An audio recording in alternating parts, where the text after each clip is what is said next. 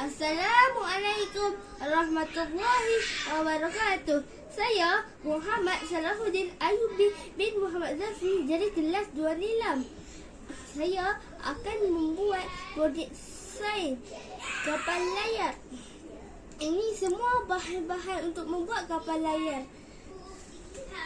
Gunting, glue gun, gam, lidi, kertas, botol kecil dan botol yang besar, dan orang mainan.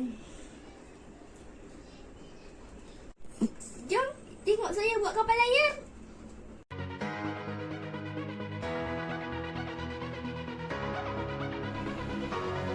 Okey, kita dah gunting.